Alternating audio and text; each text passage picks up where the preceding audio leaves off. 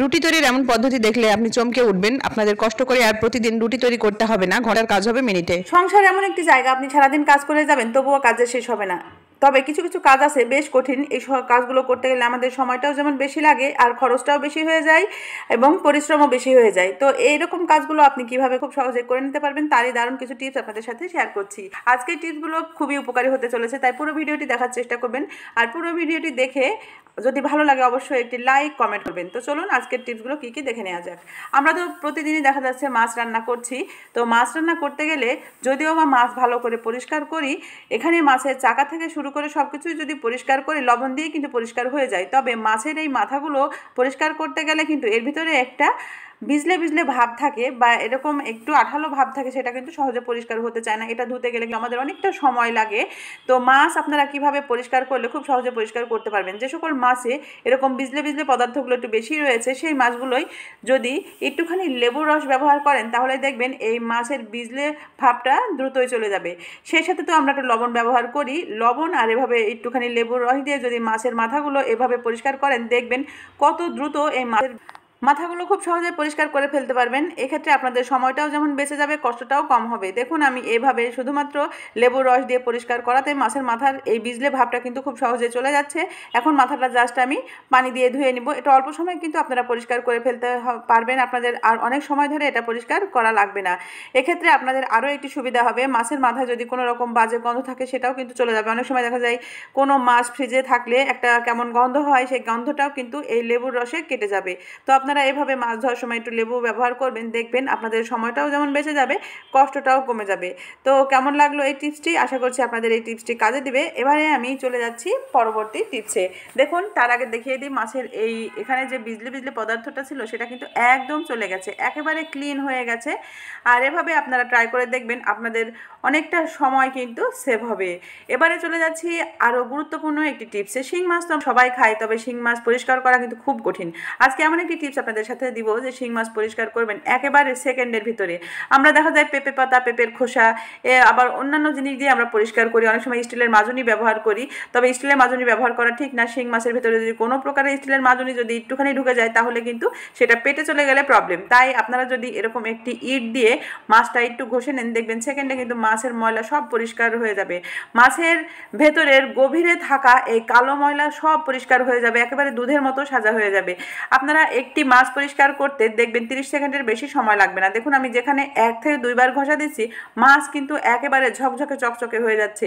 যারা শিং মাছ পরিষ্কার করতে একেবারে ভয় পান তাদের জন্য দারুণ একটি টিপস। দেখুন এখানে আমি অনেকগুলো শিং মাছ নিয়েছি আর এখানে আমার হেল্পিং হ্যান্ডের সহায়তায় এই মাছগুলো পরিষ্কার করে নিচ্ছি। উনি ইটের সঙ্গে এভাবে একটুখানি ঘষা দিতে একটি মাছ 1 মিনিটেই পরিষ্কার করে ফেলতে পারছেন খুব সহজেই। কত সহজেই এই শিং মাছগুলো পরিষ্কার হয়ে যাচ্ছে আপনারা দেখে বুঝতে পারছেন। পেঁপের পাতা, পেঁপের যে খোসা থাকে এটা দিয়ে কিন্তু শিং মাছ পরিষ্কার করলে শিং মাছের গুণগত মান নষ্ট হয়ে যায়, শিং মাছগুলো নরম হয়ে যায়। সেক্ষেত্রে কিন্তু এই মাছগুলো আর খেতে ভালো লাগে না বা অতটা টেস্ট থাকে না। দেখুন এই মাছের পরিবর্তনটা দেখে আপনারা বুঝতে পারছেন মাছগুলো কেমন ছিল আর কেমন হলো। তো আপনারা অবশ্যই এভাবে ট্রাই করবেন, দেখবেন শিং মাছ পরিষ্কার করা আপনাদের একেবারে এক তুড়িতে হয়ে যাবে। তো বন্ধুরা কেমন লেগেছে এই টিপসটি? দেখুন আমি মাছগুলো পরিষ্কার করে নিয়েছি, মাছগুলো কত সুন্দর পরিষ্কার হয়েছে। আমি এখানে কিছু মাছ পরিষ্কার করেছি আর কিছু মাছ পরিষ্কার করিনি। দুটো মাছ একসঙ্গে আপনাদের মিশিয়ে দেখাচ্ছি, আপনারা অবাক হয়ে যাবেন যে এতটা চেঞ্জ আসতে পারে শুধুমাত্র ইটে ঘষে এভাবে পরিষ্কার করলে। দেখুন চেঞ্জটা আপনারা দেখেই বুঝতে পারছেন। তো এখন থেকে শিং মাছ পরিষ্কার করতে আপনাদের আর কোনো রকম কষ্টই পেতে হবে না, বেগ পেতে হবে না। সহজে কিন্তু আপনারা এই ইটের সাহায্যে শিং মাছ পরিষ্কার করে নিতে পারবেন ম্যাজিকের মতো। তো আশা করছি এই টিপসটা আপনাদের অনেক অনেক উপকারে আসবে। আর এই টিপসটার জন্য অবশ্যই একটি লাইক আশা করতেই পারি। এবারে চলে যাচ্ছে পরবর্তী টিপসে। আমাদের বাসায় এমন অনেক চুড়ি থাকে যে চুড়িগুলো পরতে গেলে কিন্তু আমাদের ব্যথা লাগে।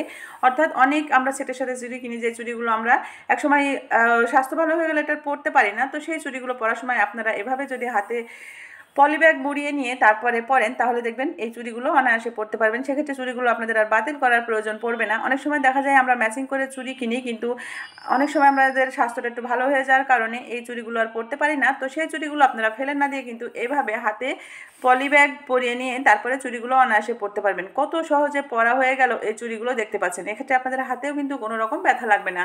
অনেক সময় দেখা যায় স্বর্ণের চুড়িও আমরা পরতে গেলে যখন স্বর্ণের চুড়ি ছোট হয়ে যায় হাতে ব্যথা লাগে পরতে গেলে, তখন কিন্তু আপনারা এই টিপসটি অ্যাপ্লাই করতে পারেন। হাতে কোনো রকম ব্যথা তো লাগবেই না, সহজেই পরে নিতে পারবেন। আর এই চুড়িগুলো যখন খুলবেন তখনও একইভাবে এই হাতে পলিব্যাগ পেঁচিয়ে নিয়ে আস্তে আস্তে খুলে নেবেন, দেখবেন খুব সহজে খুলেও নিতে পারবেন। তো দেখুন আমি এবার খুলে নিচ্ছি, খুলে নিতেই এই চুড়িগুলো কত সহজে খোলা হয়ে যাচ্ছে। তো এরকম ছোটো ছোটো টিপসগুলো কিন্তু জানা থাকলে আমাদের সংসারের কাজগুলো যেমন সহজ হয়ে যায়, সংসার কিন্তু অপচয়ের হাত থেকেও রক্ষা পায়।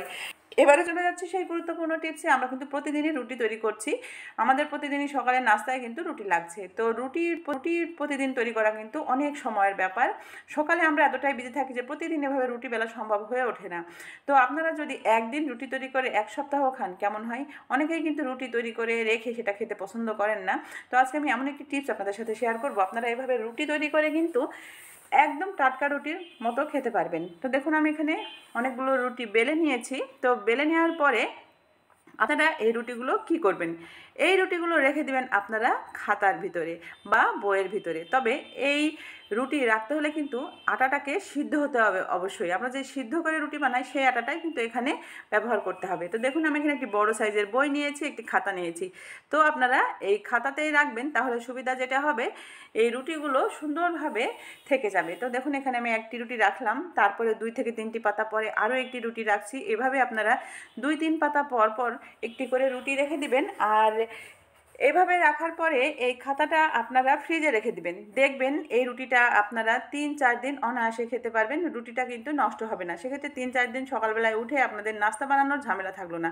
আরও যদি মনে করেন যে এটা আমি আরও বেশি দিন সংরক্ষণ করবো, তাহলে আরও একটি টিপস অ্যাপ্লাই করতে পারেন। দেখুন এটা কিন্তু রেডি হয়ে গেছে। এভাবে নর্মাল ফ্রিজে রেখে দেবেন, আপনারা 2 থেকে 3 দিন এটা ছেঁকে ছেঁকে খেতে পারবেন, কোনো প্রবলেম হবে না, টাটকা রুটির মতো থাকবে। শুধুমাত্র এই খাতাটা খুলে নিয়ে একটি করে রুটি বের করবেন, জাস্ট তাওয়ায় ছেঁকে নেবেন, আর কোনো কাজই রইল না।